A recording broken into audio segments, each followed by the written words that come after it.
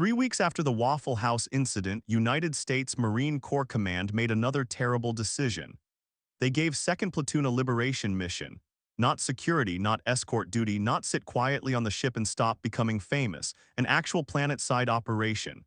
The mission was simple on paper. Liberate an alien colony from Jakari occupation, protect civilians, capture enemy equipment, secure the command node and avoid causing a diplomatic crisis. This was a lot to ask from men who had recently turned breakfast into a recognized combat environment. Lieutenant Harris entered Marine berthing aboard the USS Resolute Misunderstanding, carrying his clipboard with both hands. 2nd Platoon saw him and immediately became suspicious. Sergeant Malone sat at the end of the compartment drinking coffee. "No," Malone said. Harris stopped. "I haven't said anything. You brought the clipboard. It is a mission briefing." That's officer language for suffering. Kowalski sat up from his rack. "Does the suffering include food?" Miller opened one eye. "If it does, you're not allowed near it." Kowalski looked wounded. "Corporal, I am a professional. You ate bacon off a captured enemy officer. He surrendered the area. That bacon was on his helmet." "Combat changes, people." Harris cleared his throat. 2nd Platoon has been selected for a priority operation. The Jakari Dominion currently occupies an alien colony on Narthak Delta. The local population has requested assistance. Diaz smiled. "They asked for Marines." Harris became very still. "That was never good." Technically, Harris said they asked for the humans who defeated the Dominion inside the Yellow Food Temple. The room went silent, then Briggs covered his face. Kowalski whispered, "They mean Waffle House." Miller slowly sat up. "No," Harris kept reading. "Their resistance movement believes 2nd Platoon possesses specialized anti-Dominion capabilities." Miller stared. "What capabilities?" Harris checked the translated request. "Coffee-based command resilience, improvised meal sector violence, anti-armor skillet support, and sanitation intimidation." Miller stood. "I am not a capability." Diaz grinned. "You're basically a weapons system now. I will become one if you keep talking." Harris continued. "The main Jakari command node is located beneath the municipal waste reclamation facility." Miller sat back down with the expression of a man whose life had been written by someone who hated him. Diaz wiped tears from his eyes. "Destiny flushes twice." Miller threw a boot at him. The boot missed Diaz and struck Kowalski's snack packet, splitting it open. Purple paste spilled across the deck. Kowalski stared at it. "My snack," Miller pointed. "That was enemy material. It tasted like sadness and beef." Harris lifted the clipboard. "The official mission name is Operation Hearthlight." Nobody reacted. Then Briggs raised a hand. "Who named it?" "Joint Command." "That explains why it sounds like a candle sold by divorced people." Kowalski thought for a moment. "Operation Planet Waffle Stomp." "No," Harris snapped. Malone said nothing. That was as good as approval. Narak Delta looked peaceful from orbit. Green valleys, gold fields, silver agricultural domes, quiet rivers. Marines did not trust peaceful places. Peaceful places were where command sent you before everything caught fire. The captured Dominion transport carrying them down had once been called Gentle Obedience to Imperial Logistics. The Marines had renamed it Big Deborah. The ship had accepted this with alarming enthusiasm. As it hit atmosphere, turbulence shook the compartment hard. Harris grabbed a support strap. "Pilot, stabilize." The Navy pilot shouted back. "She won't respond."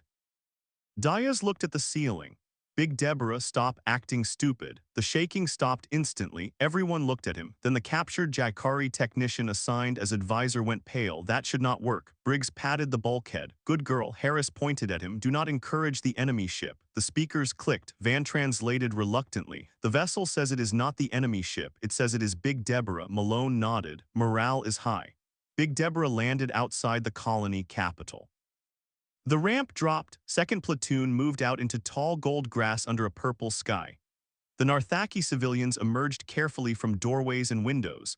They were tall, amber-skinned aliens with forearms, dark eyes, and leaf-like crests along their heads. They looked tired, occupied, hungry. Then they saw the Marines. Whispers spread through the crowd. Van listened, then grimaced. Harris looked at him. "What are they saying?" Vin hesitated. "They are saying the breakfast warriors have arrived." Diaz smiled. "I like these people." An elderly Narthaki stepped forward and bowed to Malone. Then Harris, then Miller, then she bowed lower. Miller stepped back. "No," her translator spoke softly. "Great keeper of the waste gate, we thank you." Diaz made a choking sound. Miller pointed at him without look. Ing laugh and die, the elder continued. Our people saw you command the cursed chamber of blue cleansing foam. We knew then the Dominion could be beaten. Miller looked at Harris. Sir, fix this. Harris stepped forward. There may be a translation issue. Corporal Miller is not a religious figure. The elder turned to Harris. Of course, his humility confirms it. Briggs nodded. That tracks. Kowalski leaned forward. Do you have screaming grain? Malone closed his eyes. The elder smiled. We have prepared a welcome dish. A stone bowl arrived, it steamed, it bubbled, it screamed softly. Kowalski stared at it with reverence. Harris raised one hand. No one eats unknown alien food before medical clearance. Kowalski already had a spoon. Miller caught his wrist. No, it's diplomacy. It's soup that screams. That means it's fresh. The first plasma shot cracked overhead. Everyone dropped except Kowalski, who grabbed the bowl. Contact, Malone shouted. Jakari troops advanced down the road in a clean shield formation. Weapons raised. Their commander activated an amplifier. Humans, this colony belongs to the Dominion. Withdraw or be processed. Diaz ducked behind a stone planter. Processed. Briggs slid beside him. That sounds like paperwork with extra murder. The firefight started immediately. Malone gave calm orders between bursts. Diaz left flank. Briggs suppress that shield. Tucker, Simmons, move civilians. Miller, keep them alive. Miller shoved two Narthaki children behind cover. Stay down. One child stared at him. Are you the toilet warrior? Miller looked into the distance. I hate children. Tucker looked shocked. Miller sighed in a general battlefield sense. Then an alien skimmer swept into the square. It hovered low, black and sharp, with a turret swinging toward the Marines. Diaz looked at it, then at Vin. How do you turn that off? Van ducked lower. You cannot. Diaz cupped his hands. Hey, ugly skateboard. The skimmer hesitated. Van stared. Diaz yelled louder. Park yourself before I put bootprints on your soul. The skimmer slowly lowered to the ground. Its turret drooped. The Jakari pilot slapped the controls. Nothing happened. Briggs looked at Van. You said we couldn't. That is not a command phrase. Diaz grinned. No, that's an NCO phrase. Simmons ran forward, aimed his rifle, and shouted, out of the murder go-kart. The canopy opened. The pilot climbed out with his hands raised. Miller froze. Simmons, yes, Corporal.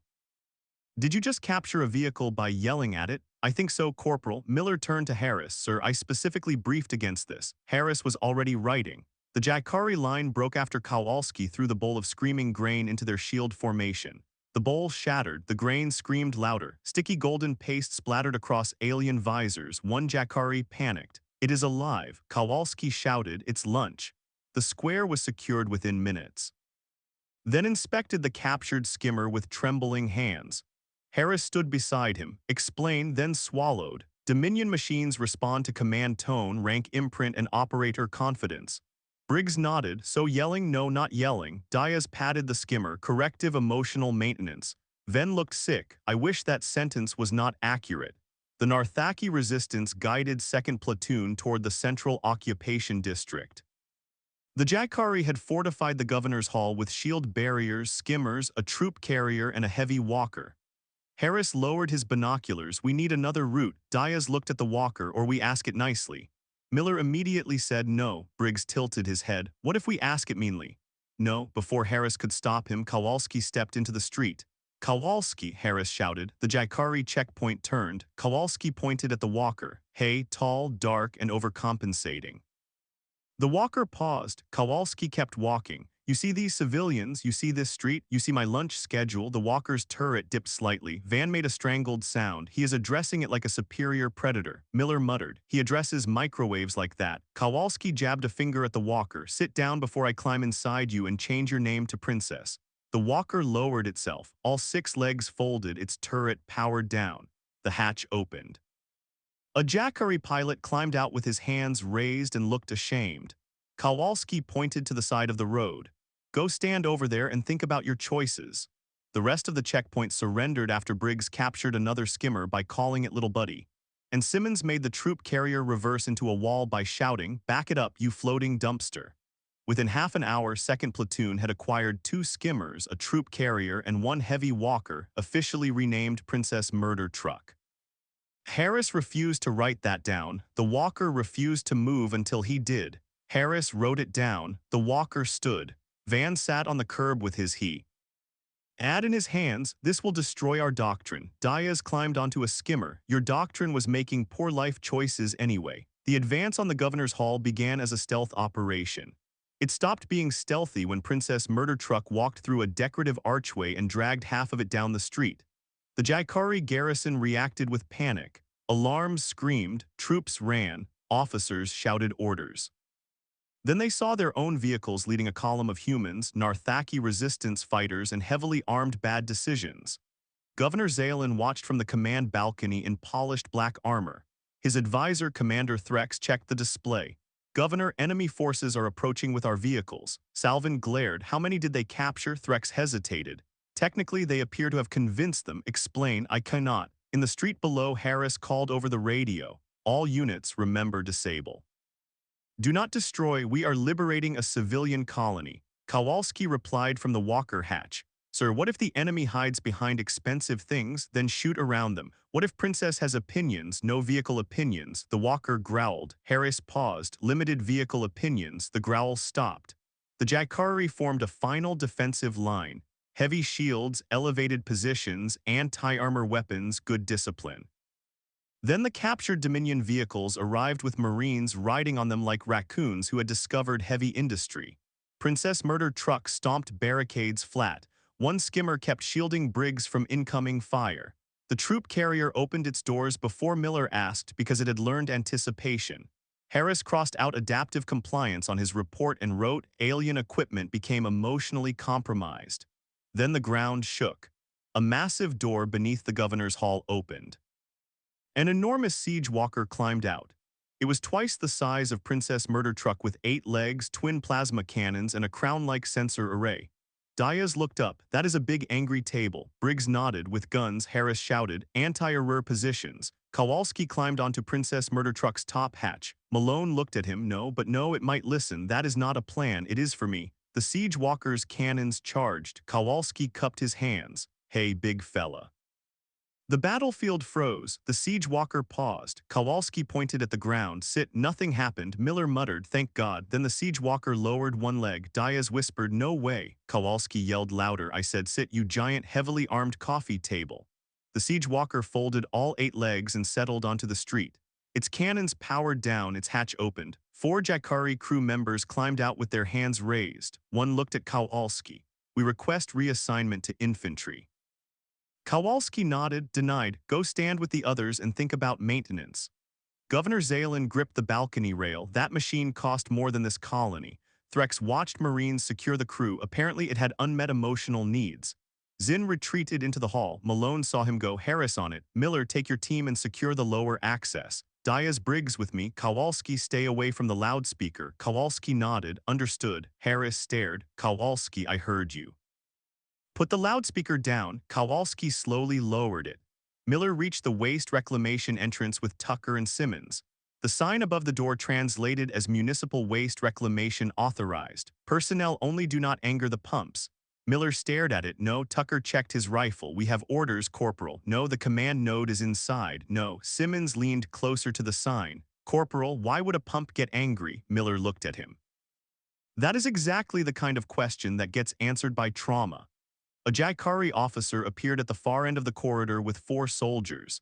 His helmet scanned Miller. The translator chirped, sanitation marine detected. The officer froze. Miller pointed at the access panel. You open the door. The officer hesitated for half a second. Miller took 1 step forward. The officer rushed to the panel and opened it. Miller nodded. Thank you. The officer raised his hands. We surrender. Simmons blinked.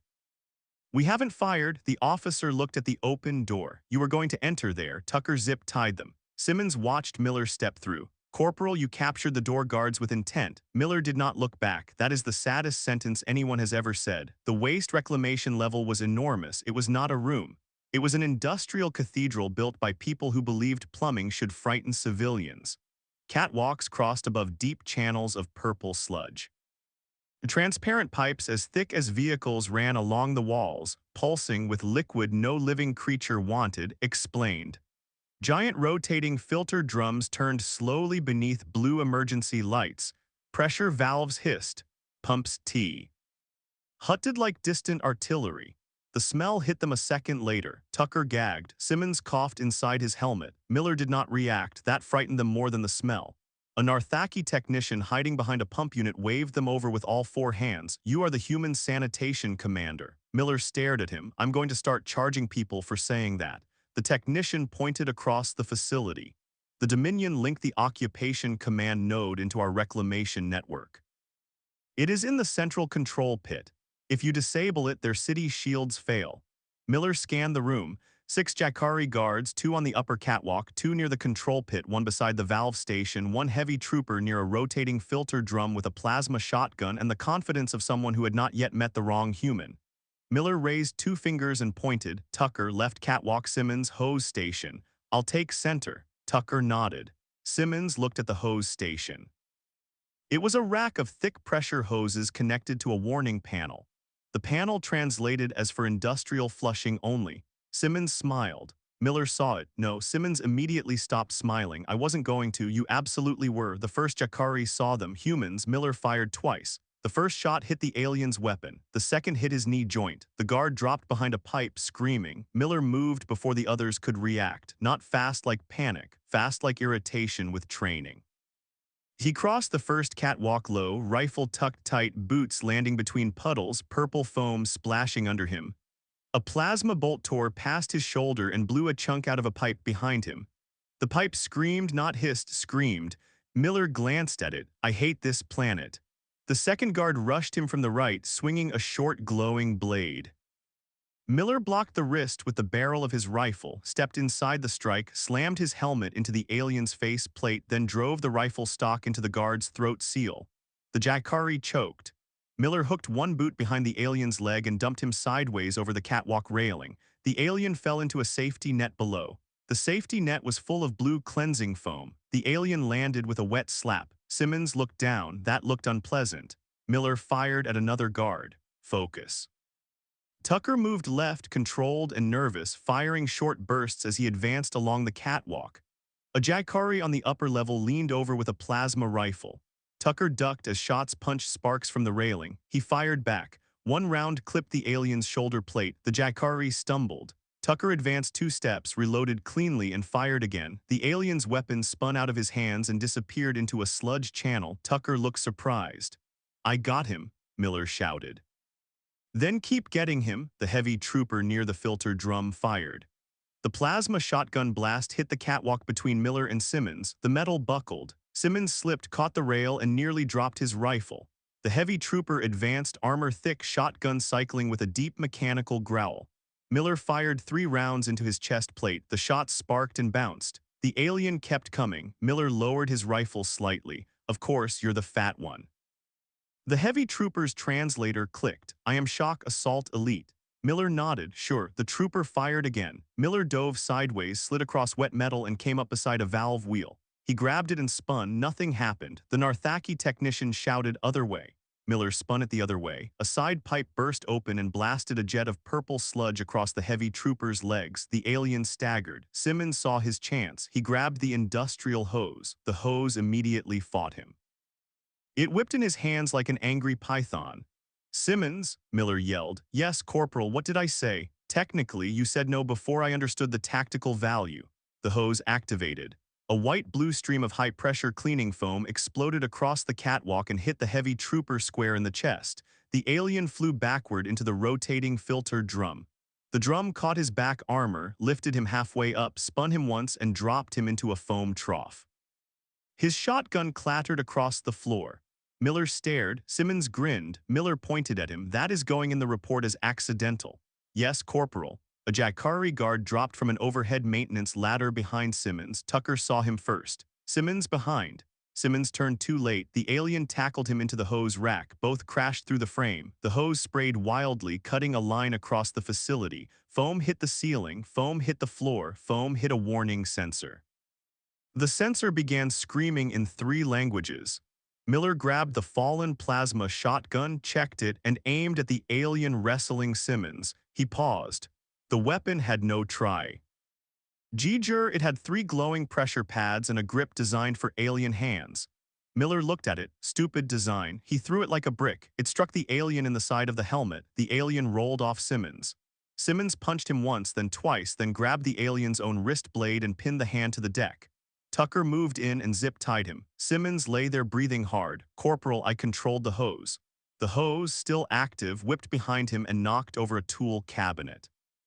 Miller stared. No, you did not. The central control pit lit up. A Jakari officer in command armor stepped out from behind the relay console. He carried a long energy pistol in one hand and a curved blade in the other. Of course he did, because enemy officers apparently could not go 10 minutes without trying to look dramatic. The officer aimed at the Narthaki technician. You will not touch the command node. Miller fired. The officer ducked behind the console. The round sparked against the relay. The whole facility groaned. The technician screamed, do not shoot the relay unless you wish to anger the pumps. Miller shouted back, I'm starting to think the pumps are already emotionally unstable. Two more Jakari came out of the control pit. Miller was already moving. He went down the stairs fast. First alien on the left raised his weapon. Miller slammed the rifle barrel into the alien's wrist, forced the muzzle upward, fired once into the ceiling to spoil the shot, then drove his knee into the alien's midsection. The alien folded. Miller stripped the weapon free, hit him across the helmet with it, and kicked him down the steps. Second alien fired. Miller twisted behind the first alien's falling body. The plasma bolt hit the downed trooper's back armor. Miller shoved the body forward like a shield, closed the distance, and rammed the alien into the control railing. The railing bent. The alien swung a blade. Miller caught the wrist, trapped it against the railing, and smashed his elbow into the alien's visor until the blue glow flickered. Then he hooked the blade free and threw it across the pit. It stuck into a warning panel. The warning panel translated, please do not insert objects into this panel. Miller looked at it, bit late. The Jakari officer stepped from cover and fired at Miller's back. Tucker shot first. 3 controlled rounds hit the officer's shoulder, chest, and pistol hand. The energy pistol flew away. Tucker looked shocked again. Miller did not. Good shooting. Move. Tucker moved. The officer drew his blade and charged Miller across the control pit. He was fast, faster than the others. Miller blocked the first slash with his rifle. The blade carved through the barrel. Miller looked at the ruined weapon. Oh, now you've annoyed me. The officer slashed again. Miller stepped inside, caught the alien's armor strap, and slammed him into the console.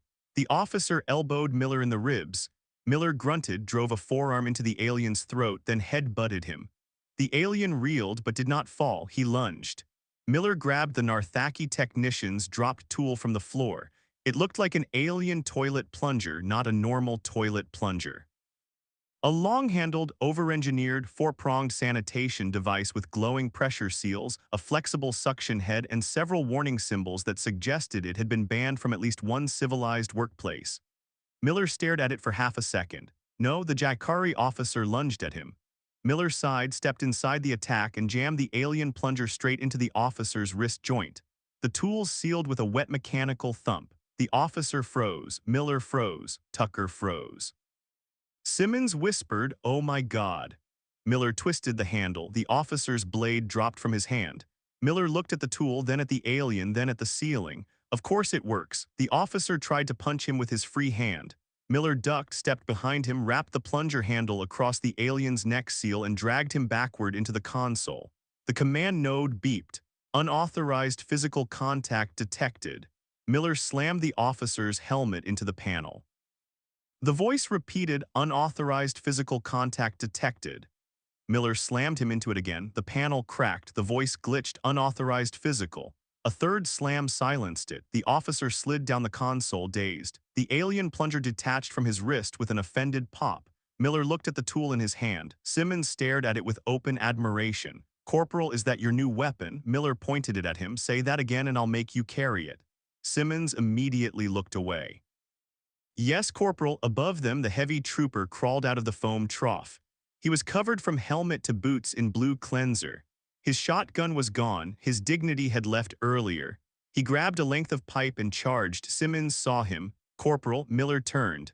The heavy trooper swung the pipe like a club. Miller dropped flat. The pipe smashed into the control console. Sparks exploded. The facility lights cut out. Emergency red lighting snapped on. The pump stopped. For one beautiful second, everything was silent. Then every pipe in the room began to knock. The Narthaki technician went pale. You have angered the pumps. Miller looked at the heavy trooper. He did it. The pumps roared back to life. A pressure gauge shot into the red. The technician screamed, valve station.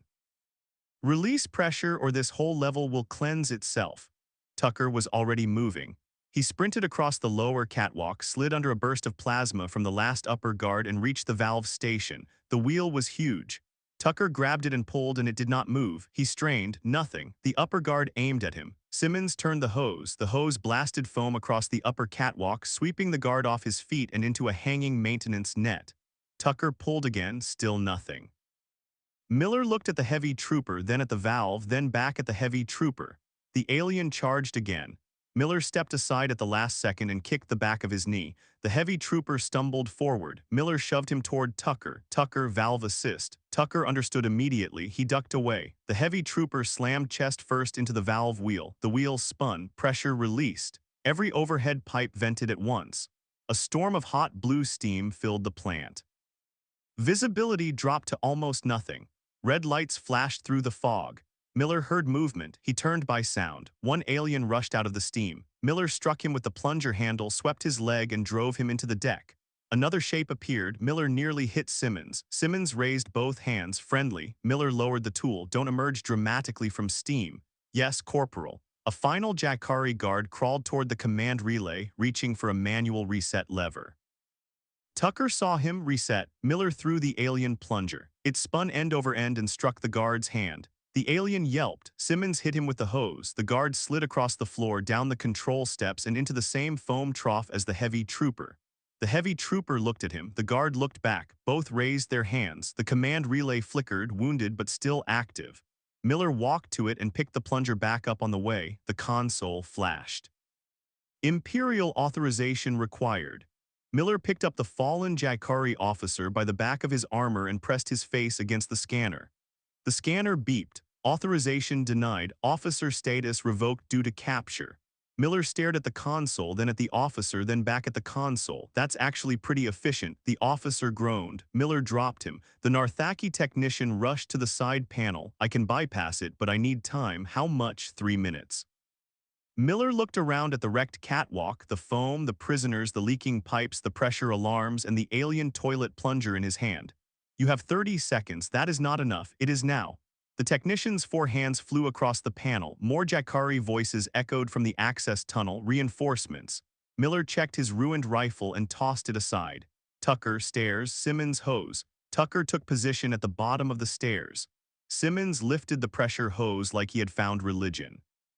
Miller looked down at the plunger, and apparently I've got shame.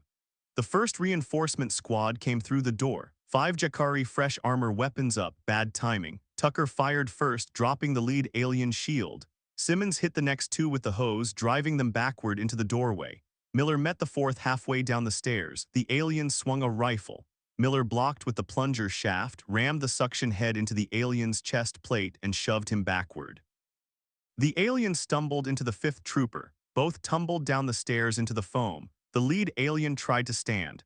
Miller stepped on his rifle and lowered the plunger toward his visor. No, the alien looked up, his visor scanned. Sanitation Marine. Miller tilted the plunger slightly. Yes, the alien stopped resisting. Understood. Behind him, the technician shouted, bypass complete. The command relay opened, exposing a glowing Dominion core. Miller looked at it, then at the plunger, then at the technician.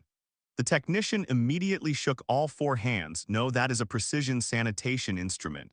Miller stared at him. The technician swallowed. It is also very durable. Miller stepped up to the exposed core. The console spoke again. Imperial authorization required. Miller placed the plunger directly over the glowing core. The suction head sealed around it.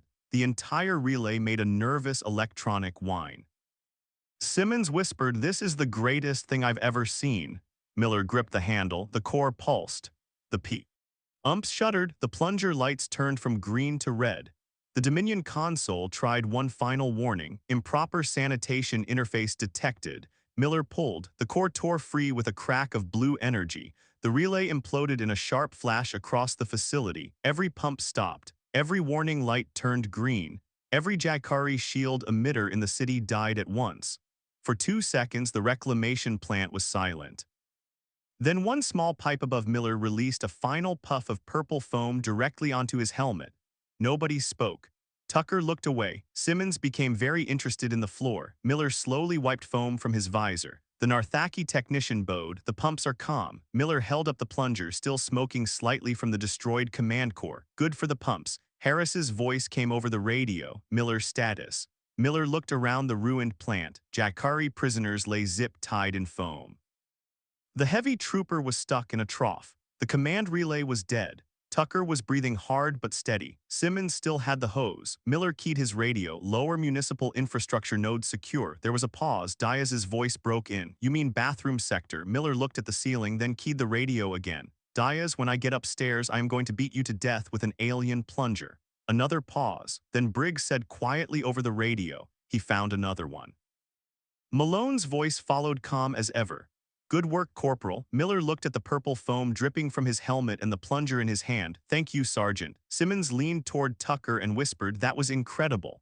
Miller pointed the plunger at him without looking. It was disgusting. Simmons nodded, incredibly disgusting. Miller started toward the exit. The Narthaki technician hurried after him. Great keeper. Wait, Miller stopped. No, we must record this moment. The reclamation spirits have accepted you. No, they haven't. The pumps obeyed. The pumps panicked. You wield the sacred pressure seal. It is a plunger. The technician bowed even lower. Your humility honors the flow. Miller walked out. Tucker and Simmons followed. Behind them, the waste reclamation plant hummed peacefully. Several Jakari prisoners whimpered softly in the foam, and one warning sign flickered above the broken command relay. It translated as, please report all misuse to maintenance. Miller saw it on the way out. He looked down at the alien plunger in his hand. Someone else can do the paperwork. Across the city, every Jakari shield emitter died at once. The blue defensive walls around the governor's hall flickered, cracked, and vanished. For one stunned second, the whole battlefield paused. Then Lieutenant Harris stood from behind cover and shouted, shields down. Diaz looked toward the lower levels and grinned. Miller's in the bathroom sector. Harris snapped back immediately. It is a municipal waste reclamation facility. Briggs fired twice into a Jakari firing position. Fancy bathroom sector. Malone rose from behind an overturned stone barrier. Coffee still somehow intact in one hand. Push, that was all he said. Second platoon moved, so did the Narthaki resistance. The Jakari defenders had built their entire line around shield cover.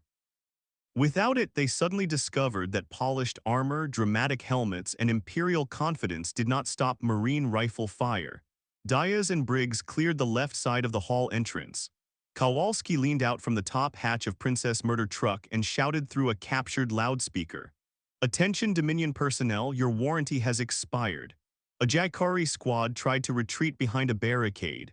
Princess Murder truck stepped on it. Not dramatically, not violently, just with the bored finality of a very large machine deciding the barricade was no longer part of the conversation. The Jakari scattered.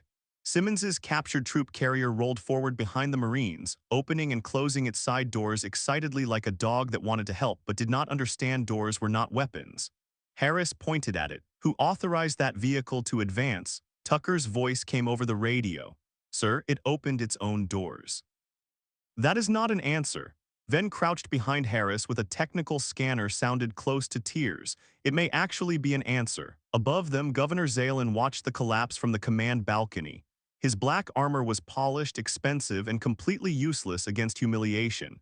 Commander Threx stood beside him, watching their soldiers surrender, scatter, or attempt to argue with disobedient equipment.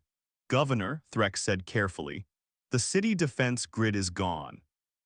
I can see that the siege walker has surrendered. I can see that as well. One of our troop carriers appears to be emotionally supporting the humans.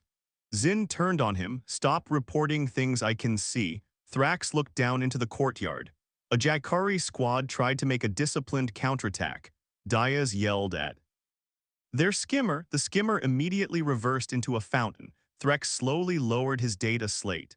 Governor, with respect, we should withdraw. Zinn's eyes narrowed. I am the Dominion authority on this world. Below, Kowalski's loudspeaker crackled again. Dominion authority is temporarily closed due to maintenance. Salvin gripped the balcony rail hard enough to dent it. I am going to kill that one personally. Threx watched Kowalski attempt to feed screaming grain to Princess Murder truck through the top hatch. I would advise against personal contact. The main doors of the governor's hall blew inward, not from explosives. This time it was Briggs using a captured Jakari breaching device he had found, misunderstood, and activated backwards. The doors folded inward, then shot outward again, then gave up and fell flat.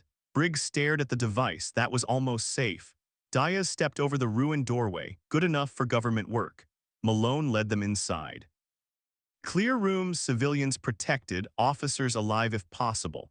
Kowalski entered last, still holding the loudspeaker. Harris pointed at him, no more announcements. Kowalski looked genuinely hurt. Sir, the people need morale. The people need you quiet. That has never been proven. Before Harris could answer, the lower access doors opened behind them. Miller emerged first. He was covered from boots to helmet in streaks of purple foam and blue cleansing residue. His rifle was gone. In his right hand, he carried the alien sanitation tool. It looked like a toilet plunger designed by a civilization that had lost a war against plumbing and learned all the wrong lessons. The long handle was dented. The suction head glowed faintly. Several warning symbols blinked along the shaft. Tucker followed him, breathing hard but steady. Simmons followed behind Tucker, still looking at the plunger with the quiet awe of a young Marine witnessing history. The entire hall saw Miller. The Narthaki resistance fighters stopped. The Marines stopped. The Jakari prisoners stopped. Even Princess Murder Truck, visible through the broken doorway outside, lowered its turret slightly as if paying respects. Diaz stared, then smiled like Christmas had arrived armed. Oh my God, Miller pointed the alien plunger at him. Don't, Briggs stepped closer. Is that what I think it is? No, Kowalski whispered into the loudspeaker. He found another one. The loudspeaker amplified it across the entire hall. He found another one. Every Jakari helmet in the room snapped toward Miller. Their scanners chirped at once. Sanitation Marine confirmed. Unknown sanitation implement detected. Threat level increasing. Historical trauma match. One Jakari soldier immediately dropped his rifle. I surrender. Another beside him looked down at his weapon, then at Miller, then also dropped it. Harris slowly turned to Kowalski. I told you no more announcements. Kowalski lowered the loudspeaker. That one escaped. Miller walked past Harris. Harris looked at the plunger. Corporal, are you injured? No. Is that tool safe? No. Are you intending to keep using it? Miller looked at the plunger, then at the Jakari barricaded at the far end of the hall, then back at Harris. My rifle's broken. Harris opened his mouth, closed it, then looked at the enemy. Continue. Diaz nodded approvingly. Officer decision. The remaining Jakari defenders tried to regroup around the central staircase. Their squad leader raised one arm. Hold formation. He is one human. Miller took one step forward with the plunger. The front row stepped back. The squad leader shouted again. He is carrying a maintenance device. Miller took another step. The plunger made a small wet mechanical chirp. The Jakari line shifted backward as one. Briggs leaned toward Diaz. That thing just spoke. Diaz whispered back. It knows its purpose. Miller looked down at the plunger. Do not encourage them. A Jakari trooper panicked and fired. The plasma bolt went high, striking the ceiling above the staircase. Stone dust rained down. Malone's expression hardened. Contact. The hall erupted. Diaz and Briggs moved left, firing controlled bursts into the upper railing. Kowalski dragged two Narthaki civilians behind a statue while still trying to keep the loudspeaker tucked under one arm. Tucker took position beside Miller and fired at enemy weapons. Clean and deliberate. Simmons used his bent breakfast tray, which had somehow survived the entire campaign, as a shield while moving a wounded resistance fighter behind cover. Harris saw it. Simmons, why do you still have that tray? Simmons shouted back, it has emotional value, sir. Miller advanced up the center. The Jakari squad leader came down the stairs with a blade. He moved fast, confident, precise. Miller blocked the first strike with the plunger handle. The blade skidded off the metal shaft with a sharp crack. The squad leader slashed again.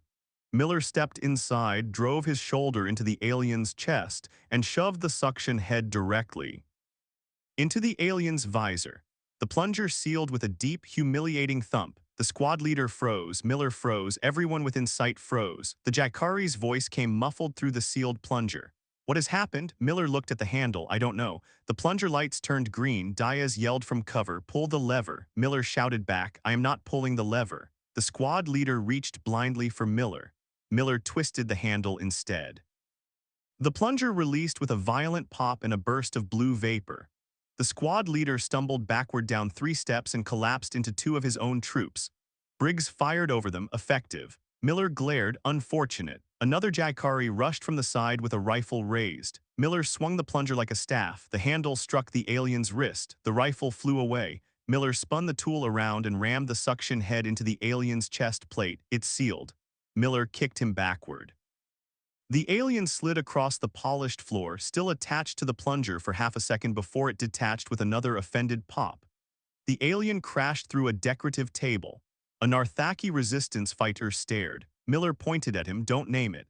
The fighter slowly lowered the ceremonial banner he had been about to raise. The Jaikari line finally broke. Some surrendered, some ran. A few tried to climb over the rear balcony, discovered it was higher than it looked, and reconsidered. Malone moved through the center with calm, professional violence. Diaz and Briggs cleared the staircase. Tucker secured prisoners. Simmons helped two Narthaki fighters drag a wounded civilian to safety.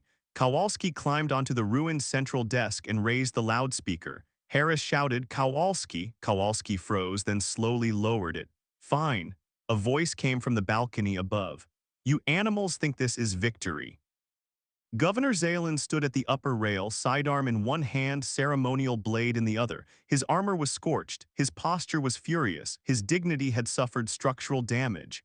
"You have captured machines," Zalver spat. "You have frightened soldiers. You have polluted a sacred chain of command, but I am still governor of this world." Miller looked at Harris. "Sir." Harris nodded once. "Alive if possible." Miller looked down at the plunger. "I hate that qualification." Zinn fired. Miller dove behind the central desk as plasma tore through the stone beside him. Diaz and Briggs returned fire, forcing the governor back along the balcony.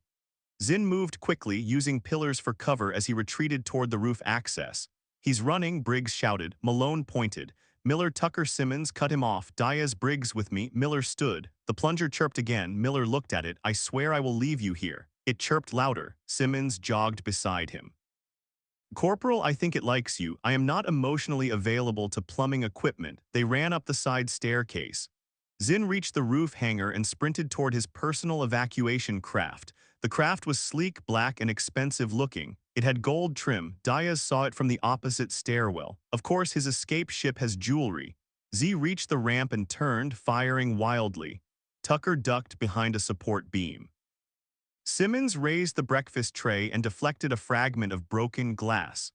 Miller sprinted low across the hangar floor. His boots slid on spilled coolant. Zinn swung the blade as Miller closed. Miller blocked with the plunger shaft. The blade bit deep into the handle but did not cut through.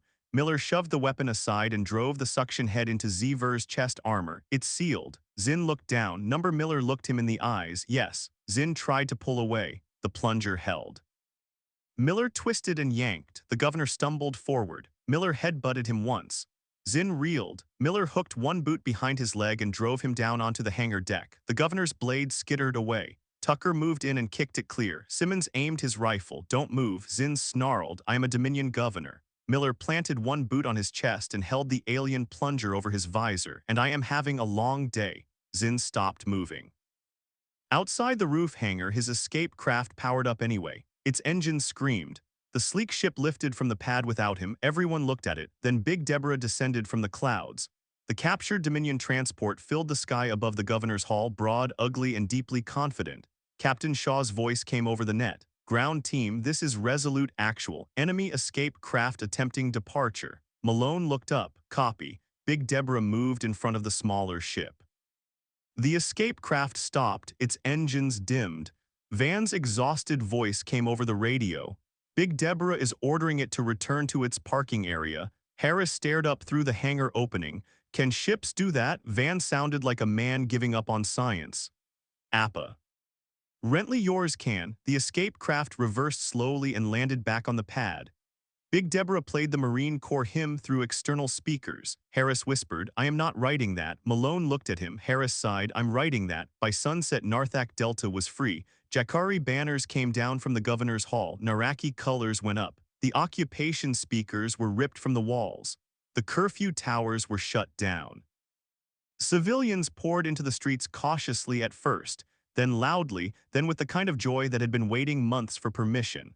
The captured Jaikari vehicles were lined up outside the Capitol. The skimmers refused to start unless Diaz insulted them correctly. The troop carrier opened its doors whenever Simmons walked past.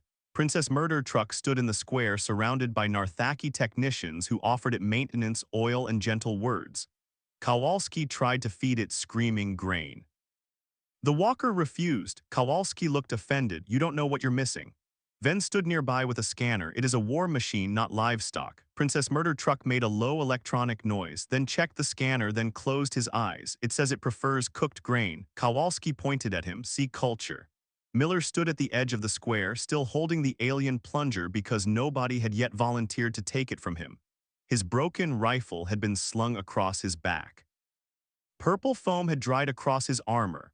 Tucker stood beside him, trying not to stare at the plunger. Simmons did not even try. Miller noticed. What? Simmons shook his head. Nothing, Corporal, you're staring. No, Corporal, you are absolutely staring. Simmons looked at the plunger. Corporal, respectfully, that thing saved the mission. Miller looked down at it. It was present during the mission. It disabled the governor, so did my foot. It defeated the command relay. That was poor engineering. It made several Jakari surrender. They were cowards. Simmons nodded. Yes, Corporal. A group of Narthaki civilians approached. At the front was the elder from the square. She bowed deeply to Miller, then to the plunger. Miller closed his eyes. No, the elder spoke through her translator. Great Keeper, our waste rivers are calm because of you. Miller opened his eyes. You're welcome. Please don't continue. She continued. We will name the restored facility in your honor. No, thank you. It is already decided. No, undecided. The elder smiled warmly. In our language, it shall be called the blessed flow of the angry human. Diaz fell to one knee laughing. Briggs leaned against a captured skimmer, shaking silently. Kowalski dropped a bag of screaming grain. Even Malone smiled into his coffee. Miller turned to Harris. Sir, order them not to. Harris looked at the elder, then at Miller, then at the alien plunger, then at his clipboard. I do not believe I have authority over alien municipal naming conventions. Miller stared. You're enjoying this. I am maintaining diplomatic restraint. The elder then looked at the plunger, and the sacred pressure seal shall be preserved as a symbol of liberation. Miller immediately held it out. Great, take it. The elder stepped back in alarm. No, it has chosen you. Miller looked at the plunger. It has not. The plunger chirped. Everyone heard it. Miller pointed at it. Don't start. The official report later called the battle the liberation of Narthak Delta. Joint Command called it an unexpectedly successful coalition stabilization action. The Navy called it further evidence that captured Dominion technology should not be left unsupervised around Marines. The Jakari called it the incident of disobedient machines. The Narthaki called it the day the breakfast warriors taught the iron beasts to sit. 2nd Platoon called it Operation Broken Toaster. Harris fought that name for 9 days. He lost back aboard the USS Resolute Misunderstanding. 2nd Platoon settled into berthing. Diaz had acquired a Narthaki scarf. Briggs had acquired a Jakari vehicle manual. Kowalski had acquired 3 bags of screaming grain and claimed they were for research. Tucker was cleaning his rifle. Simmons was trying to teach the yellow caution sign to salute. Miller sat on his rack, staring at the alien plunger, which now rested upright in the corner beside his broken rifle. Nobody had put it there. It had simply remained standing. That bothered him. Harris entered with his clipboard. Everyone groaned. For once, Harris said, this is not bad news. Malone looked at him over his coffee. That's how it starts. Harris read from the clipboard. Command has reviewed the operation. 2nd Platoon is being recommended for combination. The room went quiet. Diaz looked suspicious. For what? Liberation of an allied alien colony. Recovery of enemy assets, protection of civilians, and capture of a senior Dominion governor. Briggs nodded. That sounds fake but good. Harris looked at Miller. Corporal Miller, your team's action in the lower municipal infrastructure node was specifically noted. Miller nodded. Thank you for not saying bathroom. Simmons raised his hand. Sir, did they mention the blessed flow of the angry human? Miller slowly turned his head. Simmons lowered his hand. No further questions. Harris continued. Command also noted the use of an alien sanitation tool during close quarters combat. Miller stood. No. Harris looked up. I haven't finished. I can hear where it's going. The tool has been placed into temporary evidence storage. Everyone slowly looked at the corner. The plunger was still there. Harris followed their gaze. His face changed. That is supposed to be an evidence storage. Miller pointed at it. Then why is it here? Kowalski leaned forward. Maybe it escaped. It is not alive. The plunger chirped. Miller stared at it. Harris slowly wrote something down. Miller snapped. Do not write that it escaped. I am writing that evidence storage may have failed. That is somehow worse. Harris turned to Kowalski. You are ordered to surrender all alien agricultural products to medical. Kowalski frowned. All yes, what about personal use grain? There is no authorized personal use screaming grain. There could be, there will not be. Kowalski handed over one bag. Harris waited. Kowalski handed over a second. Harris kept waiting. Kowalski sighed and pulled a third from under his armor. Miller stared. How long has that been there? Since Planet Fall. It's alive. It's shelf stable. The grain screamed softly. Harris collected the bags and moved to leave. At the hatch he paused. One more thing. Command has ordered a full review into the behavioral contamination of captured Dominion vehicles. Diaz smiled. Tell them we're available as consultants. No, Briggs raised the vehicle manual. I can write doctrine. Absolutely not. Simmons looked hopeful. Can we keep Princess Murder Truck? Harris gave him a flat look. No, private. From outside the ship through 3 layers of hull, a deep mechanical groan echoed. Simmons looked toward the sound. She heard you. Harris pointed at him. That is exactly why. Number Miller looked at the alien plunger in the corner. Can we also not keep that? The plunger chirped. Malone sipped his coffee. Seams attached. Miller pulled a pillow over his face. I miss when aliens just shot at us. Malone lifted his coffee. They still do. Diaz grinned. They're just losing confidence. The USS Resolute Misunderstanding lifted from Northac Delta the next morning. Behind it, a liberated colony rebuilt beneath a purple sky. Captured Jakari vehicles sat in neat rows outside the capital, refusing to start unless addressed politely or insulted with confidence. The Narthaki resistance began forming a defense force. Their first training manual contained 4 translated human phrases. Move out, get down, sit, you giant angry toaster. Do not touch Miller's plunger. Then reviewed the manual and requested sedation. Far above the planet, Captain Shaw watched the colony shrink on the bridge display. Her executive officer looked at a fleet message. Ma'am, Joint Command says 2nd Platoon is to be rotated away from food service locations, sanitation facilities, captured alien vehicles, and all municipal infrastructure. Captain Shaw stared ahead. That should be easy. The ship's lights flickered. Big Deborah's voice came through the bridge translator from the docking bay. Big Deborah requests assignment with Marines. Captain Shaw closed her eyes. Of course she does. Down in Marine berthing, 2nd Platoon heard the announcement. Diaz smiled. Briggs laughed. Kowalski cheered. Tucker looked proud. Simmons saluted the wall. Miller pulled the pillow tighter over his face. In the corner, the alien plunger chirped once. Sergeant Malone drank his coffee and said nothing, because every experienced Marine knows the truth. You can survive bad chow. You can survive enemy fire. You can survive officers, briefings, inspections, and equipment designed by people who hate maintenance. But once the machines start liking the platoon, command has already lost control. And once the plumbing starts following one Marine home, the next war crime is probably going to need a mop. Somewhere in Jakari space, another Dominion officer was about to learn that the hard way. Thanks for listening. Like, share, and subscribe to help the channel.